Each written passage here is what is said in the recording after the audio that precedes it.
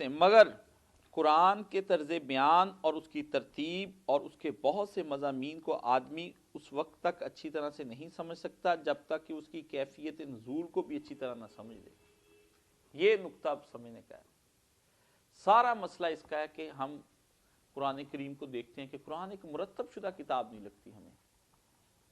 تو اس کی وجہ یہ ہے کہ ہم اس کی کیفیت نزول کو نہیں سمجھ پاتے کہ وہ کن حالات کے اندر قرآن کریم نازل ہوا ہے. اس کی یہ اس میں ایک بڑی بات ہے کہ ہمارے پیارے نبی کریم صلی اللہ علیہ وسلم کا ہمیں اتنا ہی پتا ہے کہ مکہ سے آپ نے دعوت شروع کی، مدینہ میں وہ ختم ہو گئی، پھر مکہ فتح ہو گیا، اللہ اللہ خیر صلی اللہ، حضور پاک برسر اقتدار آ گئے، سارا کام سیدھا ہو گیا. 3 جملوں کے اندر سیرت نبی بند اور ہم باقی بات. اس کے بعد پھر کیا ہے؟ اس کے بعد پھر ہمارے پاس ہیں جلسے ہیں، جلوس ہیں، کانفرنسیں ہیں، ہاں جی، کھانا پینا ہے، اور کبھی وہ گستاخی کر دیں شان رسالت میں تو یا ان کا قتل ہے، یا احتجاج ہیں، مظاہرے ہیں، پلے کارڈز ہیں ہمارے پاس. اس کے ذریعے سے پھر ہم نبی صلی اللہ علیہ وسلم کی دعوت کا تحفظ کرتے ہیں. باقی اگر وہ پوچھ لیں کہ بھی آپ کے نبی نے جو زندگی گزاری ہے اس کے بارے میں آپ تھوڑا سا ہمیں بتائیں نا، یا وہ یہی پوچھ لیں کہ چلیں ٹھیک ہے ہم آپ کے نبی کو مان لیا ہم نے، تو مسلمان کیسے ہوتے ہیں، اس کے کیا کوئی شرائط ہیں، کوئی تقاضے ہیں، کوئی بیان. فرض کریں مجھے کوئی پوچھ لے کہ میں مسلمان ہونا چاہتا ہوں تو میں اسے کیسے مسلمان کروں کہ میں اس کو کلمہ پڑھ لوں؟ وہ کلمہ پڑھ لے گا. میرے اسکول میں ہم 6ٹھی کلاس میں پڑھتے تھے، کرسچن بھی ساتھ پڑھتے تھے. وہ بورڈنگ ہاؤس میں رہتے تھے یہاں پر، سویڈن سے ایک بورڈنگ ہاؤس جو ہے وہ سویڈن کی پیسے پر چل رہا تھا. تو غریب بچوں کو جو کرسچن تھے ان کو لے کے وہ پڑھاتے تھے. تو میں نے ان سے کہا کہ آپ ایتھکس پڑھ لیں، 6ٹھی کلاس کی بات ہے. انہوں نے کہا نہیں ہم اسلامیات ہی پڑھیں گے، آپ کے اسی کے پیپر دیں گے. مجھے یاد ہے ایک لڑکا عامر منور اس کا نام تھا، تو مجھے وہ زبانی آیت الکرسی سناتا تھا، زبانی آیت الکرسی سناتا تھا. کلمے اس کو سارے آتے تھے، سورہ تکاثر اس کو آتی تھی، انا اعطیناک آتی تھی، قل هو اللہ آتی تھی، اور اس کے ترجمے وغیرہ وہ سارے سناتے تھے. لیکن وہ کرسچن تھے. وہ کہتا کاشف صاحب یہ تو آپ کہتے کلمہ پڑھ لو مسلمان ہو گئے، تو میں تو کلمہ پڑھتا ہوں تو میں مسلمان ہوں. تو میں اس وقت بھی پریشان ہی رہتا تھا. میں کہا یار یہ تو بات بالکل صحیح کری، سارا کچھ اس کو زبانی یاد ہے. وضوحا سورج اس کو زبانی یاد ہے، والشمسی وضوحا یہ بھی اس کو زبانی یاد تھی اس وقت. تو یہ آخری تینوں کو چاروں کل بھی اس کو زبانی یاد تھے. اس کو ہی نہیں بلکہ 6-7 اور کرسچن بھی تھے ان کو بھی، اور باقی 7ویں 8ویں 9ویں تک جو پڑھتے تھے ان سب کو بھی سارے حج کے مناسک، نماز، سب کچھ پتا تھا. لیکن وہ کرسچن سے کرسچن ہی رہے، وہ مسلمان نہیں ہوئے. تو یہ باتیں تو ہم کو بھی پتہ ہیں، ان کو بھی پتہ ہیں. ہمارا ان کا پھر کیا فرق ہوا، یہ سوال نہیں سمجھ میں آتا. تو میں نے اس سے بڑا متاثر ہو کر کہا، میں نے کہا اگر ان کو اتنا کچھ آتا ہے تو کیوں نہ میں بھی ان کا ہی پڑھ لوں. تو میں نے اسے کہا یار میں نے بھی بائبل پڑھنی ہے. اس نے کہا کوئی مسئلہ نہیں. وہ اپنے پادری کے پاس مجھے لے گیا.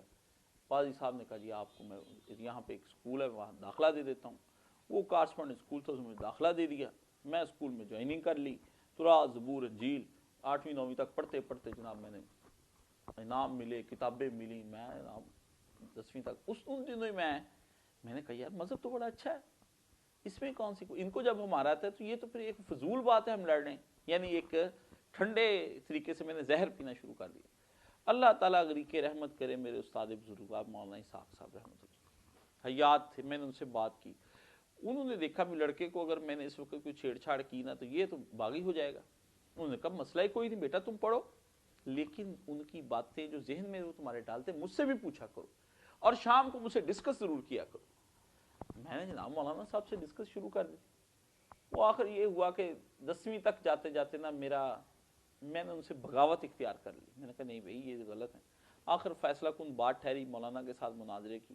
مولانا صاحب کے پاس وہ آئے، میں انہیں لے آیا. میں نے کہا بس یہاں آج ہم عیسائی یا یہ مسلمان دونوں میں سے ایک ہی بات ہونی. مولانا صاحب نے انہیں بڑا ویلکم کیا، اپنے جناب حجرے میں بلا لیا مسجد کے. پہلے تو اندر ہی نہ جائیں، مولوی صاحب کو بڑے کھلے دل کے آدمی، اندر آؤ، رسول اللہ کی مسجد سے بڑی مسجد تمہاری. یہ مسجد نبوی میں بھی تم لوگ داخل ہوتے تھے، میرے چائے منگا، بسکٹ منگا. مولانا انہوں نے کہا یہ کیا ہے، بابا بڑا تیز ہے کوئی اس قسم کا. انہوں نے کہا جی مولوی صاحب کو یہ آپ کی کیا حدیثیں ہیں فضول لکھی ہوئی ہیں، ہم قرآن پر سوال کریں گے. مولانا نے کہا آپ کی زیادتی ہے، ہمیں ہمارے سارے ہتھیار استعمال کرنے میں نہیں پھر رہنے دیں. مولانا کہا چلو تمہاری مرضی. انہوں نے قرآن کو 5-7 سوال کیے. آپ کو پتا پھر وہ بھی اجل تھے, گفتگو تو کرنی ان کا فن تھا, فصاحت و بلاغت گھر کی لونڈی تھی. ٹھیک ہے جناب, انہوں نے تو بات کی, ایک دفعہ تو ٹھنڈے ہو گئے, جواب کوئی نہیں آیا. میں بیٹھا دیکھتا رہا سارا. میں نے ان سے شمشاد صاحب سے میں نے کہا پلیز, پرنسپل تھے وہ ہمارے, میں نے کہا آئزک اور آپ سب بات کیوں نہیں کرتے ان کے ساتھ؟ تو انہوں نے آخر فائنل مولانا سے یہ کہا کہ ہم آپ کو ایک کتاب دیں گے, آپ اس کا اگر جواب دیا تو پھر ہم اس پہ آپ کو عالم مانیں گے. کتاب بڑی چھپانے والی ہے, یہ ہے وہ ہے, بڑی. اب میرا بھی دل اندر سے ڈرا بھی, اللہ جانے یہ اب مولوی صاحب کو کیا دیں گے. تو مولانا کا کب لکھی گئی؟ انہوں نے کہا جی یہ پرانی, ابھی اس نے اتنی بات کی, اس نے کہا جی مولانا کا کتاب کا نام کیا ہے؟ اس نے کہا جی میزان الحق. مولوی صاحب فانڈر کی کتاب, اور لکیری پہ ہی لیا نا کاشف ہو تو ساری. قصہ ختم. میں گیا اندر سے, وہ فانڈر کی کتاب, مولوی صاحب کوئی ہے کوئی پلے والی کوئی گل ہے کوئی کم نہیں, کوئی دسو مینوں خدا دا واسطہ. میں حیران پریشان. میں نے کہا یہ, تو میں نے کہا مولوی صاحب یہ کون سی کتاب ہے؟ اب مولانا کی خوبی یہ دیکھیں, اس کتاب کا جواب مولانا نے مجھے, میں جب 8ویں کلاس میں تھا 13 سال کا, اس وقت مولانا نے مجھے وہ 3 جلدوں میں بائبل سے قرآن تک کے نام سے اس کا جو جواب تھا, میزان الحق کا جواب تھا اظہار الحق, جو اسی وقت ایک مولانا رحمت اللہ کرانوی جنہوں نے مکہ مکرمہ میں ایک مدرسہ بنایا جس کا نام ہے مدرسہ سالتیہ, ابھی بھی وہ وہاں پر حرم کے بعد اب گرا دیا ہے, بڑی دیر 100 سال رہا ہے, سولۃ النساء کے نام سے تھا, انہوں نے بنایا تھا انگریز کے خلاف. تو مولانا کو وہ تو اب وہ انہوں نے دیکھی تو وہ بھی حق کے, یہ تو کام ہی سارا چوپٹ ہو گیا. خیر وہ مولانا کو کہا کہ ہم اگلی دفعہ آئیں گے. تو اگلی دفعہ پھر کب آئی, جاتے ہو اتنا کہہ گیا کہ یہ اگر آدمی ہمارے ساتھ مل جائے نا تو ہم جو ہے نا مشرق سے مغرب تک مسلمانوں کو عیسائی کر دیتے, دیر نہ لگائیں. مرحوم نے کہا جاؤ نکل جائے. پھر اس کے بعد مجھے انہوں نے رابطہ کیا, میں نے کہا جی آپ بند کر دیں, ہم نے آپ کے پاس کیا آنا ہے, مولوی صاحب کو ہرا ہی نہیں سکے تو پھر ہم نے کیا کرنا. تو یہ میں یہ کہتا ہوں کہ وہ سب باتیں سمجھتے تھے کرسچن. یہ باتیں اس لیے میں درمیان میں تذکرہ چھیڑتا ہوں کہ آپ کو پتہ چلے کہ یہ کوئی ہوا میں مودودی باتیں نہیں کر رہا. اس طرح کے واقعات میرے جیسے لاکھوں کروڑوں لوگوں کے ساتھ پیش آتے ہیں, اور وہ لاکھوں کروڑوں لوگ اسی کیفیت میں ہوتے ہیں کہ اس نے بھی یہی مجھے کہا تھا کہ یہ قرآن شریف جو ہے اس کا سمجھ کوئی نہیں آتی. کبھی کوئی بات ادھر سے ٹانگ پکڑ, ادھر سے کان پکڑ, ادھر سے یہ بات, یہ کیا ہے؟ تو اس کا جواب سید مودودی دیتے ہیں کہ قرآن تو پڑھنے جا رہے ہو, لیکن پہلے آؤ اس ماحول کو, اس ایٹماسفیئر کو سمجھنے کی کوشش کرو کہ جس ایٹماسفیئر کے اندر یہ قرآن کریم اترا ہے اور جو حالات لوگوں کو پیش آئیں. تو انہوں نے کہا کہ اس کی ترتیب, اس کے طرز بیان, اس کی گفتگو وہ سمجھنی ضروری ہے. تو کہا یہ قرآن اس نوعیت کی کتاب نہیں کہ اللہ تعالیٰ نے بیک وقت سے لکھ کر محمد صلی اللہ علیہ وآلہ وسلم کو دے دیا ہو اور کہہ دیا ہو کہ اسے شائع کر کے لوگوں کو ایک خاص رویہ زندگی کی طرف بلائیں. ایسا کچھ نہیں ہوا. پہلے دن نہیں وہی ساری اتار دی گئی, یہ یکدم پورا قرآن اللہ کے نبی کو سنا کہ آپ اسے نہیں, ایسا کچھ نہیں ہوا. اور حضور نے یہ نہیں کہا کتاب. اس لیے یہ کتاب نے چیزیں دیگرست, اقبال نے کہا تھا تجھے کتاب دیکھنے میں نظر آتی تو سمجھتا نہیں یہ ہے کیا. اس کو کتاب ہی کہا جا سکتا ہے, لیکن اس کتاب میں جب یہ نہیں لکھی گئی تھی, اس کی کتابت نہیں ہوئی تھی, تب یہ کیا تھی. آپ سب دیکھیں نا, ابھی جو میں بات منہ سے بول رہا ہوں تو یہ کیا ہے؟ یہ کلام ہے. لکھ لیا جائے گا کسی میں تو کیا بن جائے گا؟ کتاب ہے. تو جب تک یہ لکھی نہیں گئی تھی تب تک یہ کیا تھی؟ کلام تھی. اور پھر کلام بھی کس کا ہے؟ اللہ رب العزت کا. گفتگو ہے اللہ تعالیٰ کی اپنے بندوں کے ساتھ, اور خود رسول اللہ صلی اللہ علیہ وسلم کے ساتھ, اور آپ صلی اللہ علیہ وسلم کے صحابہ کے ساتھ, ان کے ساتھ بھی ساتھ ہی بات ہو رہی ہے. صرف یہی نہیں کہ اللہ کے نبی کے ساتھ ہو رہی, کیونکہ پیغمبر تو اکیلے نہیں نا دعوت لے کر اٹھے تھے, دعوت لے کر اٹھے, ان کے ساتھ پھر سب مل گئے, بالواسطہ وہ ہوئے, سب کے ساتھ اب بات چیت ہو رہی. کہیں اب پہلے تھا یا ایھا نبی, اب یا ایھا الذین آمنوا, اس پہ گفتگو شروع ہو گئی. یہ مخاطب ہو رہا ہے اللہ تعالیٰ.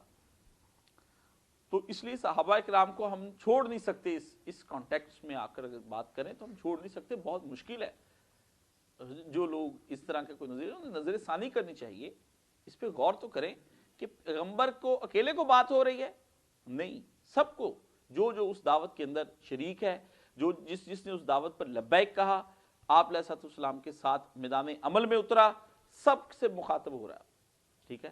لیکن اس کے لیے ایک آدمی کو چن لیا گیا، اس کے اوپر وہی اترتی ہے۔ نیز یہ اس نوعیت کی کتاب بھی نہیں، یعنی پہلے تو ایک چیز کہ اس کو اللہ نے بطور کتاب کے اتار کر کے ایسا نہیں کہا کہ پبلش کر کے آپ لوگوں کے ہاں سب کو بانٹ دیں، نہیں۔ اب دوسری بات کی طرف کیا گیا، یہ اس نوعیت کی کتاب بھی نہیں کہ اس میں مصنفانہ انداز پر کتاب کے موضوع اور مرکزی مضمون کے متعلق بحث کی گئی ہو۔ یہی وجہ ہے کہ اس میں نہ تصنیفی ترتیب پائی جاتی ہے اور نہ کتابی اسلوب پایا جاتا ہے۔ کتابی اسلوب ایک بڑی عجیب چیز ہوتی ہے کہ جب آپ کسی موضوع پہ ڈسکشن کرنا چاہتے ہوتے تو آپ اس کو ایک ترتیب دیتے ہیں کہ سب سے پہلے اس کی تمہید، پھر اس کے اندر آپ دیباچہ بھی لکھتے ہیں، ٹھیک ہے، کوئی عرض ناشر بھی ہوتی ہے، وہ سارے اپنا بتاتے ہیں کہ یہ کس طرح تیار کی، اس کی اتنی فصلیں ہوں گی، اتنے باب ہوں گے، ہر باب کے اندر اتنے اتنے جو ہے جناب چیزیں لکھی، پیراگرافز ہوں، ایک ترتیب، ایسا کچھ نہیں ہے۔ اب دیکھتے ہیں یہ باقی جتنی بھی آپ کے ہاں ہیں، 7 منزلیں قرآن کی بنا دی گئی، 30 پارے، یہ کچھ پہلے ترتیب، یہ تو بعد میں آسانی کرنے کے لیے قراء حضرات نے اس کو یاد ہو جائیں تو اس کے لیے بنائی۔ نبی کریم صلی اللہ علیہ وسلم کے دور میں فقط صورتوں کے نام تھے اور وہ پڑھی جاتی تھی ساری کی ساری۔ یہی وجہ ہے کہ اس میں نہ تصنیفی ترتیب پائی جاتی نہ کتابی اصول۔ دراصل اس کی نوعیت یہ ہے کہ اللہ تعالیٰ نے عرب کے شہر مکہ میں اپنے ایک بندے کو پیغمبری کی خدمت کے لیے منتخب کیا اور اسے حکم دیا کہ اپنے شہر اور اپنے قبیلہ قریش سے دعوت کی ابتدا کرے۔ اس لیے یہ بات بھی سمجھ لینی چاہیے، بڑی اہم ہے۔ اپنے قبیلے کو چھوڑ کر اور اپنے شہر کو چھوڑ کر دعوت دیتے پھرنا بھی کوئی عقل مندی کی بات نہیں، ٹھیک ہے نا؟ یہ پیغمبر کے دعوت کے طریقہ کار کو چھوڑ کر کے ایک نیا طریقہ اختیار کیا گیا، جس کے نتیجے میں یہ ہوتا ہے کہ بچے بھی ناراض، بیوی بھی ناراض، خاندان بھی ناراض، اور آپ لوگوں کو دعوت دین دیتے پھرتے ہیں۔ کہا جس کسی نے بھی دعوت دینی اپنے گھر سے آغاز کرے، قرآن پاک کو باہر نہ جا کر بیان کرے، پہلے اپنے گھر میں 10-15 منٹ کے لیے روزانہ اپنے بچوں کو باقاعدہ بٹھا کر جیسے روٹی ساتھ کھلاتا ہے ویسے درس دے۔ جب تک کوئی آدمی یہ کام نہیں کرے گا وہ اللہ کے نزدیک سچا مومن نہیں ہے۔ صاف بات ہے، میں کلیئر بات کرتا ہوں، ایسے ہی بہاموں میں رکھوں یا میں آپ کو ایسا کوئی آپ کو دھوکے میں رکھوں یا فریب دے دوں، یہ بات غلط ہے۔ کوئی طریقہ کار قابل قبول نہیں ہے۔ آپ کے میرے بھائیوں مان جاؤ، کیوں مان جاؤ؟ بھائی بھی بعد میں اب آتے ہیں، پہلے اب اولاد اور بیوی جو تمہارے کفالت کے اندر ہے وہ پہلے آئیں گے، پھر بعد میں کوئی اور آئے گا۔ رسول اللہ صلی اللہ علیہ وسلم کی پہلی دعوت کس کو ہے؟ ذرا بیان فرمائیے، آپ سب بولیں گے حضرت خدیجہ رضی اللہ تعالیٰ عنہ سلام اللہ علیہ، سبحان اللہ، پیارے پیغمبر کی سب سے دولت مند، پاکیزہ اور اچھی بیوی کو گھر میں آ کر بتایا۔ اتنا اچھا رویہ تھا کہ اس خاتون نے ایک لمحے کے لیے پیغمبر کی طرف ایسے نگاہ اٹھا کر نہیں دیکھا کہ آپ اور نبی، نو، ایسا انہوں نے کچھ نہیں کہا۔ آپ جا کر کہیں گے کہ بیگم آج سے ہم نماز پڑھ کے اچھا اب آپ بھی نماز پڑھنے لگے۔ شیطان قسم کا آدمی، سارے زمانے کا جھوٹ بولتا ہے، کئی دفعہ میں نے دیکھا ہے اس کو، بے ایمان کو، کوئی فلم نہیں چھوڑتا، کوئی گانا نہیں چھوڑتا، کچھ نہیں چھوڑتا، بیڈ روم میں ہوتا ہے اندر سے کہہ دیتا ہے، میں نے لیٹا اندر ہوتا ہے، کہہ دیتا ہے ہاں جی لاہور جا رہا ہوں، ہاں جی میں یہاں پر دراصل ایک منگنی پر آیا ہوا تھا، تو پھر فون بند کر کہتا ہے نہیں بھائی جان ہم تو آپ کے غلام، ہم تو آپ کے بھائی ہیں، میں تو دعائیں کرتا، فون بند کر، الو کا پٹھا، پتہ ہی نہیں دیکھتے کب فون آتا ہے کب نہیں آتا۔ تو اس لیے محترمہ کیوں توجہ فرمائیں، تو جس کی بیوی جب تک اپنی صحیح طرز پر نہیں آتی، اس نے نبی کریم صلی اللہ علیہ وسلم والا وہ دعوت کا آغاز نہیں کیا ہے۔ فرض کریں کوئی بیوی، لیکن اس حکم کو لگانے سے پہلے سوچ لیں بہت بڑا حکم لگائیں، کوئی بیوی حضرت نوح کی بیوی اور حضرت لوط علیہ السلام کی بیوی کی طرح ہو، نافرمان اور سرکش، وہ الگ موضوع ہے، لیکن کسی مسلمان عورت کو نوح اور لوط کی بیوی نہیں کہہ سکتے، چاہے آپ کی اپنی ہی کیوں نہ ہو۔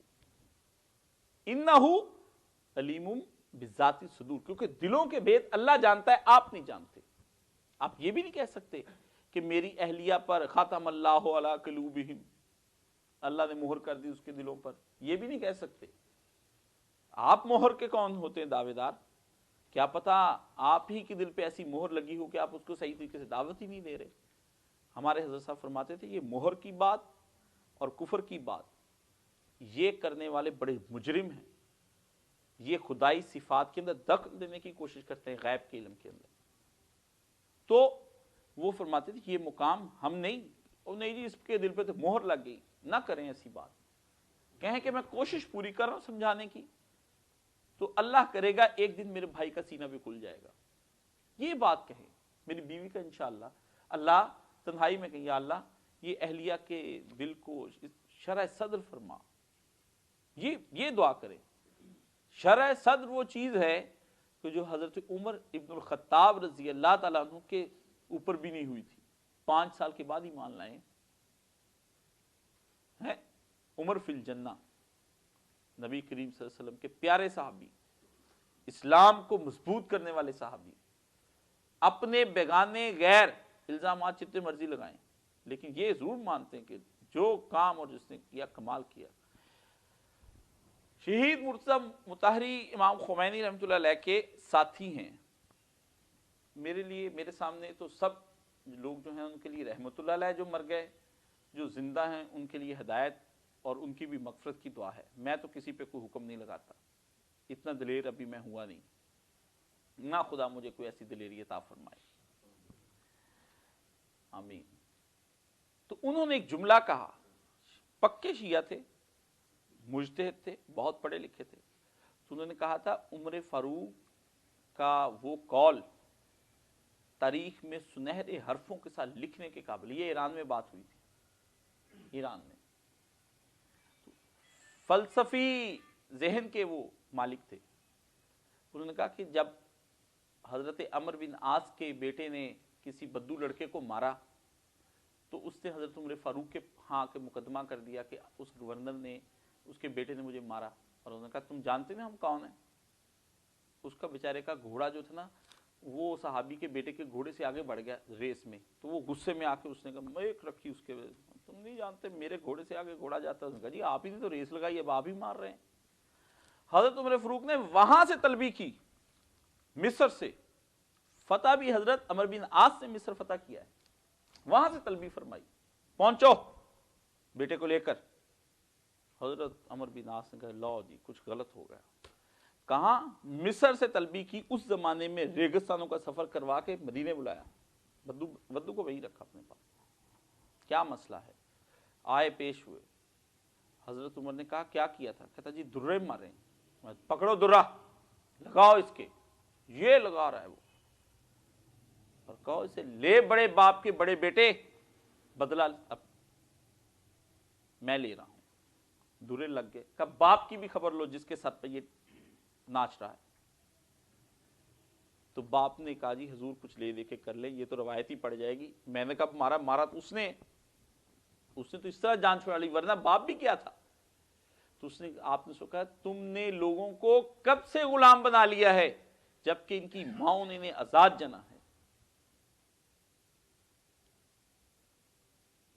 جب تک میں نے یہ جملہ اور اس کے واقعے کو جب تک نہیں پڑھا تھا تو میں نے فقط ایک جملہ پڑھا تھا، یہ جب پہلی دفعہ میں نے یہ پڑھا تھا، یہ قول عمر فاروق رضی اللہ تعالیٰ عنہ، تو یقین جانے کہ میری روح کے اندر اتنا وجدان طاری ہو گیا تھا، میں نے کہا یہ کون آدمی ہے، یہ نبی کو قدیم ہوگا جس کے منہ سے یہ جملہ نکلا ہے۔ تو پیارے پیغمبر صلی اللہ علیہ وسلم کا پھر مجھے فرمان ملا کہ اگر کسی کے دل پر سچی بات کا الہام خدا کرے تو عمر ان میں سے ایک ہے، ان کی صداقت ان کی زبان سے۔ کیا فرمایا کہ تم نے کب سے ان کو غلام بنا لیا ہے جبکہ ان کی ماؤں نے تو انہیں آزاد جنا ہے۔ اتنی گہرائی اس جملے کے اندر کہ ماں تو بیڑیاں نہیں پہن کر بچے کو جنتی، ہر بچے اس طرح سے آزاد ہے، تو وہ بھی اس بات کو تسلیم کرنے پر آمادہ ہو گئے کہ حضرت عمر فاروق رضی اللہ تعالیٰ عنہ کے اس جملے کو، یہ شہید مرتضی مطہری نے کہا کہ یہ جملہ سونے کے حروف سے لکھنے کے قابل ہے. تو یہ سچویشن پیدا ہوتی ہے. پیغمبر کو گھر سے دعوت کا آغاز پیغمبر کرتا ہے. تو فرمایا یہ کام شروع کرنے کے لیے آغاز میں جن ہدایات کی ضرورت تھی صرف وہی دی گئیں، اور وہ زیادہ تر 3 مضمونوں پر مشتمل تھی. کتنے مضمونوں پر؟ 3 مضمونوں پر. یہ آپ خود سے میں پوچھوں گا، جیسے میں نے پوچھا تھا کہ اس کا موضوع کیا ہے، اس کا مرکزی مضمون کیا ہے، اور اس کا مدعا کیا ہے. اب دیکھیں یہ اس کو سمیٹ رہا ہوں میں، اتنی بڑی چیز کو سمیٹ رہا ہوں صرف 3 لفظوں کے اندر. اب 3 یہ ہے: ایک، پیغمبر کو اس امر کی تعلیم کہ وہ خود اپنے آپ کو اس عظیم الشان کام کے لیے کس طرح تیار کریں اور کس طرز پر کام کریں. ایک تو یہ کہ خود آپ کے اندر کون سی چیزیں ہونی چاہیے کہ جس کے ذریعے سے آپ دعوت دے سکے تو آپ اہل ٹھہرائے جائیں. مثلا ڈاکٹر کے لیے ایک باقاعدہ کورس کرنا پڑتا ہے اور اس کا سرٹیفکیٹ ایشو ہوتا ہے جس سے پتہ چلتا ہے کہ یہ امراض کا علاج کر سکتا ہے. 6 سال کا کورس اسے کرنا پڑتا ہے MBBS. دوسرے تیسرے چھوٹے کورس جو ہیں 4 کے، وہ 3 سال کے ہیں. تو اسے بتانا. لیکن جو اس نے ہارٹ سرجری کرنی ہو اس کے لیے کیا ہوتا ہے؟ اسپیشلسٹ بنتا ہے نا. تو جو اسپیشلسٹ بنتا ہے اس کے لیے پھر اور زائد کورس کرنے پڑتے ہیں. اور کوئی اور بھی اس سے آگے جانا چاہے تو پھر اس کو مزید، پھر وہ آپ دیکھتے ہیں کتنی ساری انگریزی الٹی سیدھی لکھی ہوتی ہے جس کا آپ کو کوئی پتہ نہیں ہوتا، لیکن ڈاکٹر کو سارے پتہ ہوتا ہے کہ LMNO ZHQ اور DHM COTP UK اور MTB، ایسی وہ ڈگریاں لکھتے ہیں. وہ آپ کو تو پتہ نہیں ہے. آپ خیر 2-1 آدمی تو سمجھدار ہوتے ہیں تو وہ سمجھ جاتے ہیں معاملے کو. تو معاملہ اس حد تک خراب ہو جاتا ہے. تو وہ فرمایا کہ کس طرح سے تیار کریں. ایک تو یہ چیز ہے. دوسری چیز کہ کس طرز پر کام کریں. مطلب اگر آپ کام کرنا چاہتے ہیں، یہ گھر بنانا چاہتے ہیں، تو اس پر آپ کو ہدایات دی جائیں گی. مثلا اس میں یہ ایک آپ کو ہدایت دیں گے کہ پہلے آپ یہ میٹیریل اکٹھا کیجئے، پھر ایک جگہ دیکھیے، پھر اس کے نیچے اس طرح آپ اس کا بنانے والا معمار اس طرح کا ہو، اس میں مزدوری کام کرنے والے یہ لوگ ہوں، کام کی تقسیم ہم اس طرح سے کریں گے کہ صبح اتنے بجے سورج نکلنے سے سٹارٹ کریں گے، ڈوبنے تک کام کریں گے. پھر یہ ہے کہ اس کی نیچے بنیادیں بنے، پھر دیواریں، چھتیں، فنشنگ، ہزاروں کام ہیں. تو خیر ایک ملت کی تعمیر کرنے جا رہے ہو، ایک ملت کی تعمیر کرنے جا رہے ہو، آؤ اس ملت کو دیکھو کہ اس کی تعمیر کس طرح کی جاتی ہے. یہ کوئی چھوٹی چیزیں نہیں ہیں. محمد رسول اللہ صلی اللہ علیہ وسلم کو آج 1.5 ارب آبادی مان رہی ہے، جو زندہ ہے. جو مر گئے ہیں ان کا کچھ نہیں پتا وہ کتنے مر گئے ہیں. جو 1.5 ارب آبادی ابھی زندہ مان رہی ہے، جو 1400 سال میں زندہ ہیں، رہے ہیں اور فوت ہو چکے ہیں، وہ کتنے لوگ تھے؟ وہ ان لوگوں کی تعداد کو اللہ ہی بہتر جانتے ہیں. اور ان کی ایمان کے لیے پیغمبر کو جو کام کرنا ہے وہ کس طرح کا بیان کیا جا رہا ہے، اس کو دیکھیے کس حد تک معاملہ چلا گیا. تو فرمایا دوسرے، حقیقت نفس الامری کے متعلق ابتدائی معلومات اور حقیقت کے بارے میں ان غلط فہمیوں کی مجمل تردید جو گرد و پیش کے لوگوں میں پائی جاتی تھی، جس کی وجہ سے ان کا رویہ غلط ہو رہا تھا. پہلے کہا کہ آپ اس کی اگر ڈائیگنوز کرنا چاہتے ہیں، اس کو پہلے آپ کو اس حقیقت کو سامنے لایا جائے گا. پہلے کیا ہے کہ اس حقیقت کو سامنے لایا جائے گا کہ گراؤنڈ ریالٹیز کیا ہیں، مریض کس قسم کا ہے، مریض کو کون سا مسئلہ جو ہے وہ اس کو پرابلم ہو رہی. پہلے تو اس کو سمجھا جائے. حقیقت خوابوں میں نہیں. مجھے لگتا ہے کہ آپ کو بخار لگ رہا ہے. لگتا تو بخار ہی، لیکن یہ حرارت بھی تو اسی طرح کی ہوتی ہے. تو حرارت جو نارمل ہوتی ہے اس کے اور بخار کے اندر تمیز کرنا تو سیکھے کہ وہ کیا ہے. کہ جسم تو ویسے بھی گرم رہتا ہے، لیکن اتنا گرم ہو گیا کہ وہ بخار میں چلا جائے، اس کی تمہیں تشخیص ہونی چاہیے. تم اس کو بخار سمجھ رہے ہو اور ایسی دوا دے دو جس سے جسم بھی ٹھنڈا پڑ جائے، اس کی اصل حرارت سے اسے بیگانہ کر دو تو تب بھی موت واقع ہو جائے گی. ٹھیک ہے، یہ بھی یعنی اتنی باریک بینی سے دین کا کام اتنی باریکی سے کیا گیا ہے کہ آپ تصور نہیں کر سکتے ہیں، آپ کا دماغ بھی نہیں وہاں جا سکتا. آپ دیکھیں ہمارے دل میں لاکھوں وسوسے آتے ہیں، آخر ان سب کا علاج کرنا درکار ہے بہت لطیف انداز سے. لطیف کہتے ہیں ایسی چیز جس کا احساس تو ہو لیکن نظر نہ آئے. ایک چیز ہوتی ہے نظر بھی آتی ہے ذرا ادھر سے، وہ مہین ہوتی ہے، لطیف نہیں ہوتی. مہین اور لطیف میں فرق ہے. مطلب آپ جالی دار کپڑا دیکھتے ہیں کوئی ایسا باریک سا، بلکہ پچھلے دنوں خدا کی قدرت کی میں نے ایک چیز دیکھی انٹرنیٹ پہ، وہ کلپ مل جائے تو میں تو اس کے بعد میں نے ایک سجدہ کیا، میں حیران رہ گیا، مجھے میری سمجھ سے بات تھا.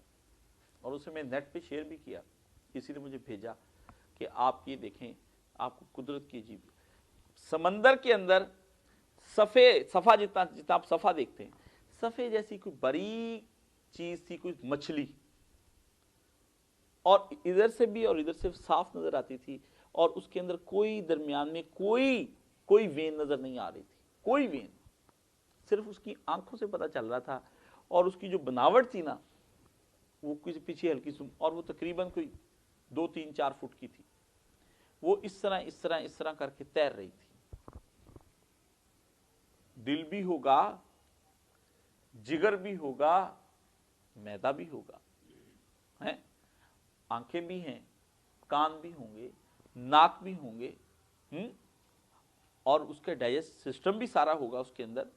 پھر وہ پروڈکشن بھی کرتی ہوگی، اس کے ہاں بھی اولاد ہوتی ہوگی، وہ بھی کسی کی امی ہے، کسی کی ابو ہوگا، وہ چیز کیا ہے وہ. میں نے کہا یا اللہ، اب تو بالکل کوئی احمق آدمی ہوگا جو کہے گا کہ خدا یہ کائنات بغیر خدا کے ہے. باقی چیزوں کے اوپر تو دلیل جو ہوتی ہے، یہ اپنے موبائل کو سائلنٹ پہ پہلے لگایا، میں نے جب کہا تھا تو اس کو لگایا کریں، تو یہ بند کر دیں، ان کو خود ہی بند کر دیں آپ، ٹھیک ہے نا، آف کر دیں ان چیزوں کو. تو پہلے ان چیزوں کو دیکھا کریں، میری توجہ ڈائیورٹ. تو وہ کوئی تو چیز ہوگی، یہ ہمارا سب سے پہلی چیز ہے. تو پہلے اس حقیقت کو سمجھنے کی کوشش کریں کہ حقیقت میں مرض کیا ہے. پوری آپ کی یہ ابھی تک پتہ ہی نہیں لگ رہا. اخباروں کے کالم ڈیلی پڑھتا ہوں، ذہین افرادوں، ذہین ڈیلی میں کئی اخباریں دیکھتا ہوں، ایک نہیں دیکھتا، کئی، اور ڈیٹیل کے ساتھ دیکھتا ہوں. کوئی خبر میں چھوڑتا نہیں ہوں. انڈیکس کی یہ چڑھ رہی ہے، اب اتر رہی ہے، ساری دیکھتا ہوں، تصویریں بھی، ہر چیز میں کیا چل کیا رہا ہے، ہو کیا رہا ہے، کیا تلاش کر رہے ہیں، مادیت کو کیا، شوبز کیا دیکھ رہا ہے، وہ کیا دیکھ رہے ہیں، ستاروں کی چالیں بن رہی، کیسے لوگوں کو کیپچر کر رہے ہیں، گمراہ ہو رہے ہیں، کیسے جا رہے ہیں. یہ ایک عالم کے لیے ضروری ہے کہ جس کو سب چھوڑ دیں بغیر مشاہدے کے، اس کو چاہیے کہ سب کا مشاہدہ کرے، ہر چیز کو پڑھے کہ گمراہی کہاں سے آ رہی ہے اور کہاں جا رہی ہے لے کر کے. تو پہلے تو یہ کام ہے، اس کو سوچنا ہوگا. اللہ نے کہا پہلے تو پیغمبر یہ سوچ کہ یہ ہوا کیا ہے ان امتوں کو. یہ تیری قوم جو ابراہیم علیہ السلام کی اولاد ہے، 2 بھائی لڑ پڑتے ہیں آپس میں، اور دونوں ایک ہی باپ کی اولاد ہے. یہودی عربوں کو مار رہے ہیں، عرب یہودیوں کو مار رہے ہیں. اولاد کس کی ہیں؟ ابراہیم علیہ السلام کی. نبی کے بچے لڑ رہے ہیں آپس میں، نبی کے بچے لڑ رہے ہیں. کہ دونوں گمراہ، وہ مشرک وہ کافر. تو دونوں کو پیغمبر جو ہے ان کو دیکھو پیغمبر کہ یہ کہاں غلط ہو گئے. جب عربوں کو مارے تو میں ایک دن سوچ رہا، میں نے کہا بھائی کو، اپنے ہی خون کو مار رہے ہیں صرف تعصب میں آ کر کے. تو وہ اس کے بارے میں کہا کہ اس کو جاننا. پھر دوسری بات فرمائی کہ ابتدائی معلومات حاصل ہی کافی نہیں ہے، بلکہ کچھ غلط فہمیاں بھی ہیں کہ بندہ سمجھتا ہوگا کہ یہ ایسے نہیں ایسے ہوگا. کہا پہلے ان غلط فہمیوں کو ہٹا کے تب بھی اصل چیز اور اصل شکل دیکھو کیا ہے. پھر فرمایا اس کی مجمل تردید کہ ابتدائی طور پر ذرا بڑی سی بات کرو کہ کہہ دو لا الہ الا اللہ، ادھر آؤ. اب یہ لا الہ کی جو تلوار چل رہی ہے اس کا کسی کو پتہ نہیں کہ کہاں پہ. اس کے بعد जो उन लोगों के रवैये को देखो कि वो गलत रवैया क्या है जिसकी बिना पर ये गुमराह हो गए। फिर तीसरी चीज, तीसरी क्या है? तीसरा, सही रवैये की तरफ दावत, हदायत इलाही के उन बुनियादी असूल अखलाक का बयान जिसकी पैरवी में इंसान के लिए फलाह सआदत है। फिर अब तुम आओ उनको वो दावत दो जिसकी वजह से इनको गोलियां देनी शुरू करो, कुछ परहेज कराओ, इनका खाना तजवीज़ करो, जैसे एक डॉक्टर करता है। हुजूर ने कह दिया कि कब्रों पर मत जाओ, फिर बाद में इजाजत दे दी, क्या देखा परहेज कराना जरूरी कब्रों के लिए, ठीक है। तो पैगंबर ने बहुत से अहकामात ऐसे दिए उनको, जैसे एक तबीब तजवीज़ करता है कि अगर ये इस मर्ज में है तो इब्तदाई तौर पर इन्हें सकील गज़ा ना दो, हल्की सी दो, मैदा आदि हो जाए, फिर ऐसे ऐसे सकालत की तरफ कदम बढ़ाना शुरू कर दो, फिर एक वक्त आएगा मैदा सकील। और इसकी बड़ी अच्छी मिसाल वो है, बच्चा है, पैदा होता है तो हम उसे माँ का दूध, फिर आहिस्ता आहिस्ता, फिर कुछ नरम, फिर सिरिलैक, फिर केला, सेब, फिर दांत निकल आते हैं। तो पहले उसको तरतीब के साथ चलाते हैं। मुसलमानों को भी ऐसे ही चलाना होगा। अल्लाह ने कहा ये इंसान है, अभी इनको 5 नमाजें ये वो सब करीब तो कर लो, तुम्हारी जात से मानूस तो हो जाए पैगंबर। तो वो हमारा मानूसियत होती नहीं है। एक तकरीर की, तकरीर करने के बाद किसी ने सवाल कर लिया, सवाल करने के बाद कहा भाई आपके दिल पे तो मोहर है, आप तो बैठ ही जाएं, आप फरमाइए आप क्या कहते हैं। फिर वो एक चाहने वाला दरमियान में से सवाल कर देता है, वो भी चाहने वाले भी तो बड़ी तेज होते हैं ना, वो भी दरमियान में सवाल करे, वो हजरत साहब से पूछते हैं, वो कहते जज़ाकल्लाह, आपके इस जवाब ने मेरे दिल को रोशन कर दिया। क्या देखा भाई, मोहर नहीं लगी थी, हैं? एक तकरीर में नहीं हुआ, पैगंबर तो तकरीरें फरमा रहे हैं, तकरीरें फरमा रहे हैं, तकरीर। दिल उमर इब्नुल खत्ताब का है, पिघल नहीं रहा, पिघल नहीं रहा, पिघल नहीं रहा। दिल इक्रमा बिन अबी जहल का है, कहता मोहम्मद की तो शक्ल भी नहीं देखूंगा, मक्का के अंदर यूं दाखिल हुआ यूं मैं गया, नहीं देखूंगा इस मोहम्मद को। इस हद तक के चेहरों से नफरत। कुजा ये आलम कि हम कहते हैं ख्वाब में आ जाएं या रसूलुल्लाह सल्लल्लाहु अलैहि वसल्लम, अल्लाह कोई जियारत का हमारा ऐसा सबब बना कि आकाए दो जहां की जियारत कर लें। कहीं ये आलम कि कहता है तेरी शक्ल भी देखना नहीं चाहता हूं। ये सोच जब तक नहीं सोचेंगे तो आपको पता ही नहीं चलेगा दावत हम कहां खड़े हैं। हमारा मसला ये है कि हमें पता ही नहीं हम किस जगह पे खड़े हैं। हमारा यही सबसे बड़ा इशू है। हमें यही देखना है कि हम खड़े कहां, पहले देखिए हम कहां खड़े हैं। ये समंदर का किनारा है या बीच भंवर के आ खड़े हुए हैं हम? ये पहाड़ की आखिरी चोटी है या हम पर पहाड़ ऊपर से हमसे ऊपर गिरता चला आ रहा है? मैं खड़ा कहां पर हूं? पहले तो ये तायुन किया जाए। यही नहीं तायुन हो रहा तो फिर हम कहां जाएंगे?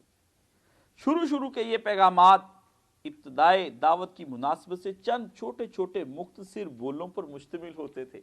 वाह मौदूदी सैयद रहमतुल्लाह अलैह हमारी जुबान में समझाया कि छोटे छोटे बोलों पर, क्या छोटा सा जुमला कहा, आयात जो है उनको कहा छोटे छोटे बोल जो हम मुंह से बोल देते हैं, प्यारी प्यारी सूरत जिनको आयतें कहते हैं, जिसकी जुबान नहायत शुस्ता, नहायत शीरीं। अब देखते जाएं अपनी जुबान हमारी क्या है, अब जरा कुरान की जुबान के बारे में क्या कह रहे हैं। नहायत शुस्ता, नहायत शीरीं, इंतहाई मिठास। जरा घर वालों के साथ शुस्ता और शीरीं, ओए इधर आ, बेटा ओए से मुखातब करते हैं। हम ईरान में थे तो मैं सफर में था, तो मशहद जा रहा था मैं तेहरान से, ट्रेन में हम बैठे, ट्रेन बड़ी अच्छी थी, सीमुर कमाल ट्रेन थी, हमारे एयरपोर्टों से अच्छी वाली। तो उसके बेटे का नाम था फरहाद। तो वो मैं ऊपर वाली निशिस्त पे हम बैठे, वो दोनों बूढ़े थे, वो कहने लगे हम नीचे लेट जाएंगे बर्थ पे, आप ऊपर में। बड़ी कमाल के 2-4 आदमी, सिर्फ एक बड़ा अच्छा सिस्टम था। तो मैं ऊपर बैठने लगा तो बाप नीचे से आवाज़ देता है बेटे को, अपने बेटे को कहता है, वहाँ आगा जनाब को कहते हैं, जनाब। हमारे यहाँ तो आगा साहब कोई ज़ात बरादरी बन जाती है, वहाँ पे जनाब के जमीन सर। वो बेटे को कहता है आगा फरहाद। वाह, मैं जनाब वो एक करवट लिए बैठा था, लुत्फ आ गया। जाने पिदर दूसरी आवाज, जनाब फरहाद, अब्बा की जान, ठीक है ना, बिश्नो ये सुनते हो? बेटा कह बाले खूब चैश, बट आगे से बोला जी जी क्यों नहीं, बसरो चश्म अब्बा जान, वहां बसरो चश्म को मुखसिर करके बोलते चश चश। बाप बेटे की गुफ्तगू ने जो मजा दिया है वहां पर, बेटों को अदब और तहजीब से बुलाएंगे तो बेटे अब्बा जान क्यों ना कहेंगे, ठीक है ना। लोग अपने बापों को मैंने कई तरह से देखा है सुनते हुए, क्या डिस्कस करना छोड़िए, वो तो शुस्ता कलाम क्या छोड़िए, वो शाइस्ता भी नहीं कुछ भी नहीं।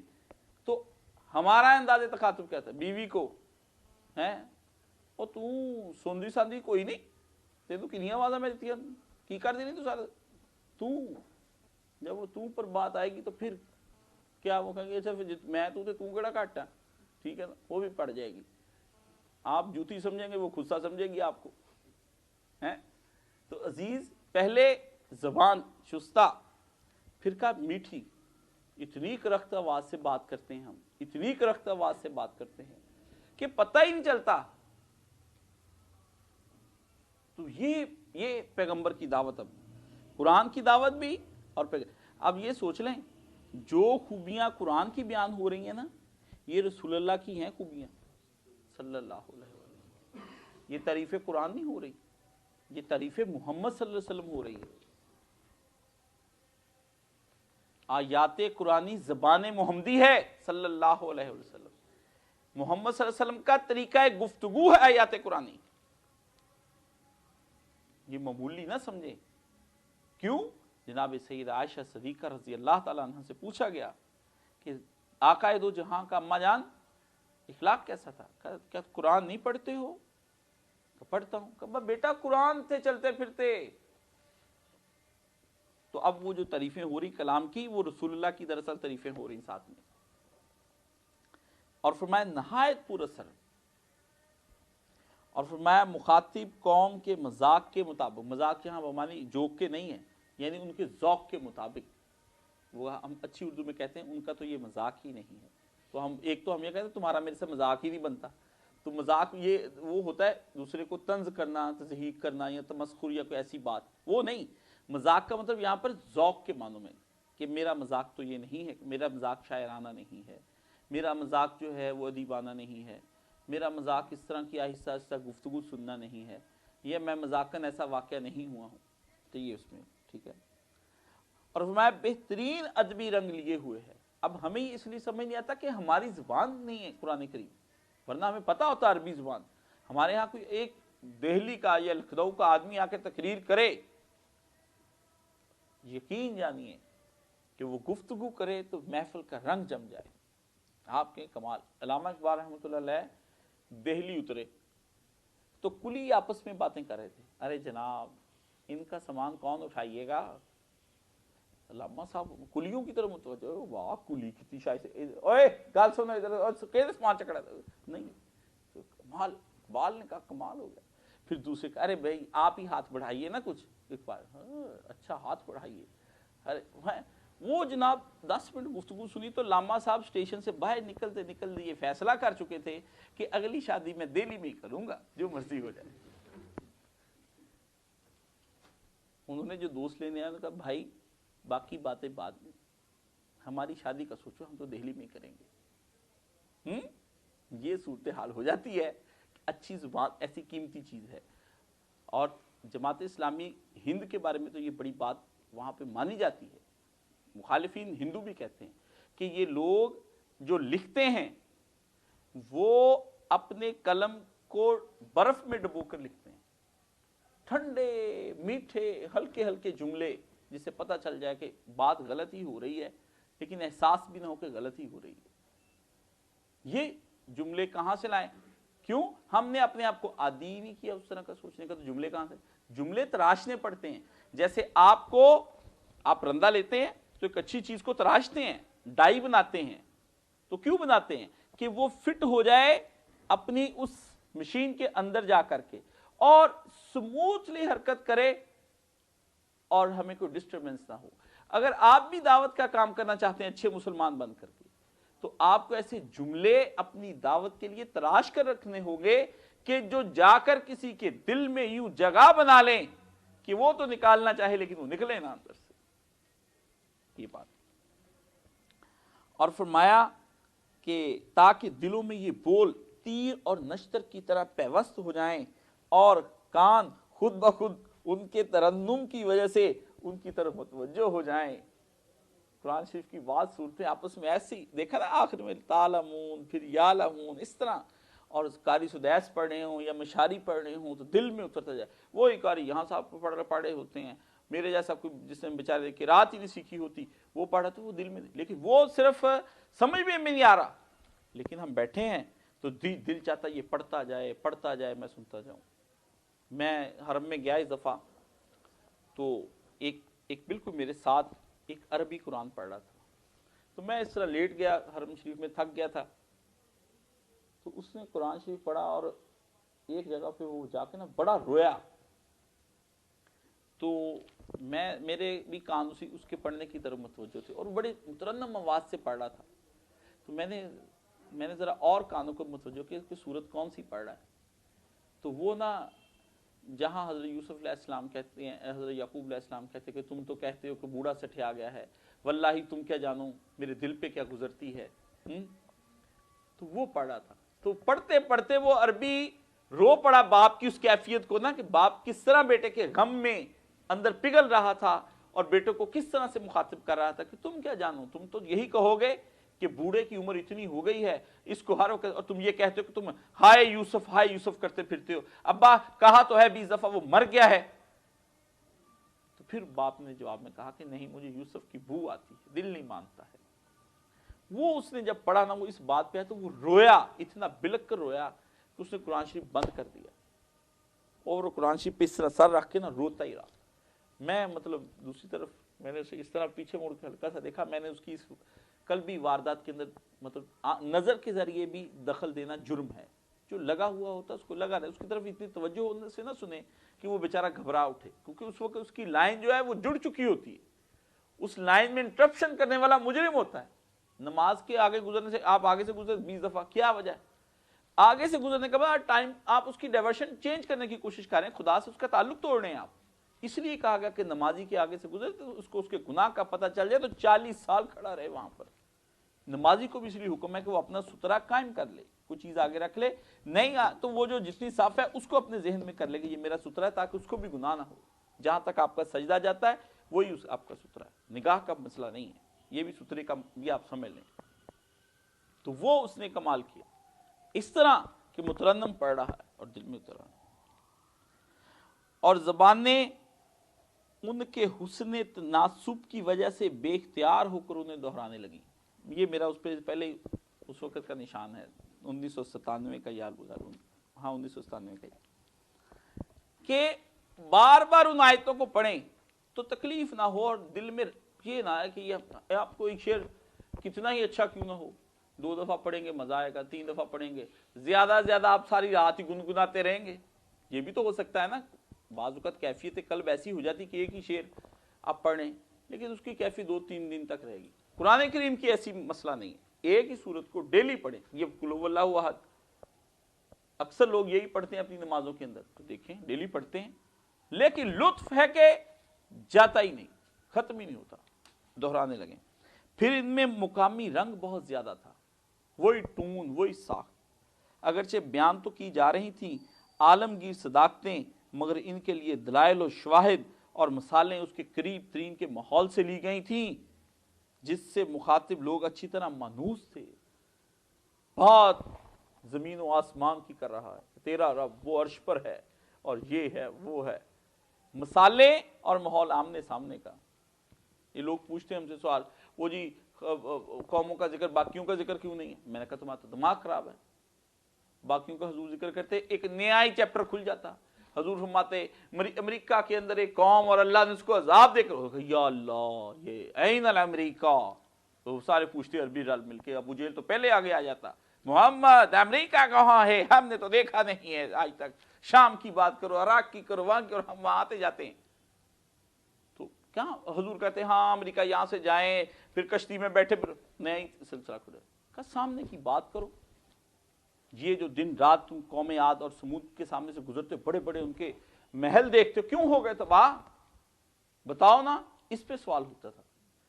پیغمبر ادھر لا کے پوچھیں اس کا بتاؤ، وہ ایسی اسے کہتے ہیں متعارف مسالے دینا ماحول سے جو پہلے سے ہو. میں آپ کو مثال دوں تو کتاب کی دوں، کیمرے کی دوں، اس پنکھے کی دوں، اس دروازے کی دوں، اس میز کی، اس کرسی کی، زمین کی، بلب کی.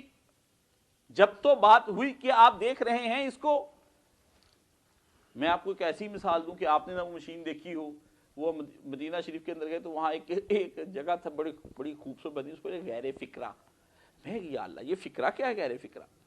تو میں نے دوسرے پوچھا بھی یہ کیا ہے یہ غیر فکرہ جو اس پہ لکھا ہے، یہ بڑا عجیب سا نام ہے اس کا.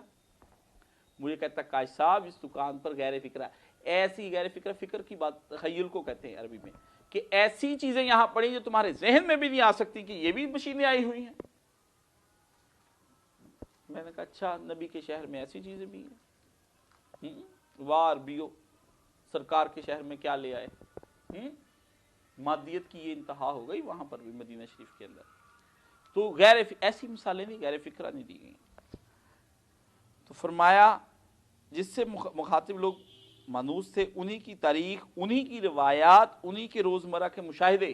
ہماری تاریخ کیا ہے؟ پاکستان، اسلام، یہ ہماری علاقائی حوالے سے ہم دیکھتے تو میں سے کہوں کیا ہوا 1947 میں تمہارے ساتھ، حالانکہ آپ سب کے ساتھ ہی ہوا، ہمارے باوجود کے ساتھ ہوا نا. تم کیسے اس لکیر کو ختم کرنا چاہتے ہو جو لکیر خون سے سینچی گئی ہے؟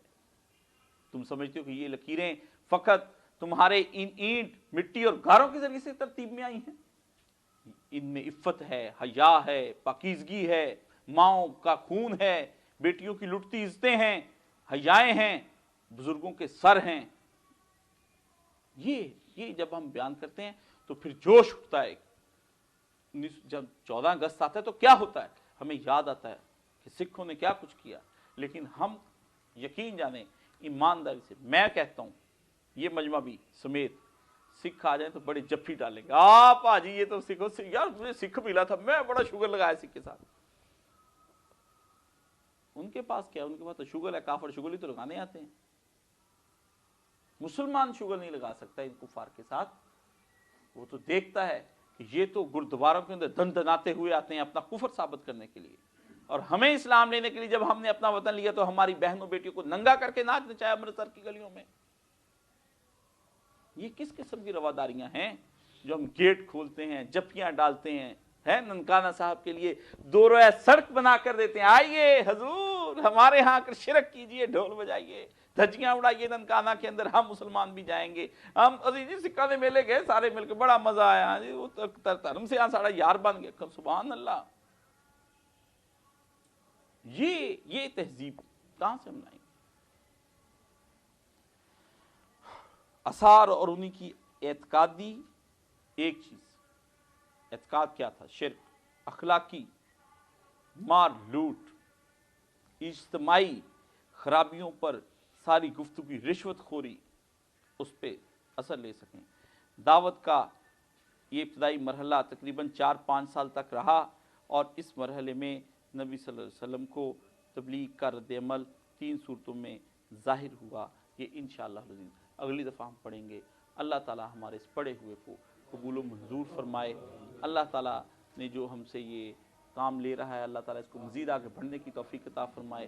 رسول اللہ صلی اللہ علیہ وسلم نے فرمایا کہ بہترین تم میں سے وہ ہے جو قرآن کریم کو سیکھے بھی اور سکھائے بھی. اللہ ہم یہاں پر فقط اور فقط تیرے اس پیارے پیغمبر صلی اللہ علیہ وآلہ وسلم کی اس فرمان کی وجہ سے یہاں پر آئے ہیں، سیکھنے بھی اور سکھانے کے لیے بھی.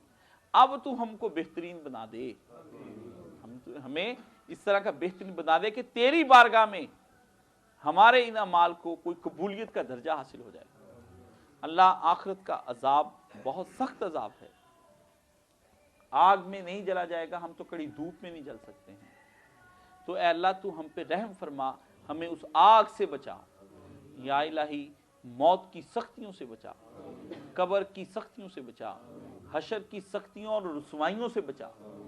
اور الہی جتنے لوگ یہاں پر موجود ہیں اپنی جو جائز خواہشات لے کر بیٹھے ہوتے ہیں کہ اس مجلس کے اختتام پر شاید اس کی برکت سے ہماری دعائیں قبول ہو جائیں، اللہ تو ان کو قبول و منظور فرما. اور اللہ ہم پہ جتنے لوگوں کے، ہم سب کے لوگوں کے اوپر قرضے ہیں ان قرضوں سے نجات عطا فرما.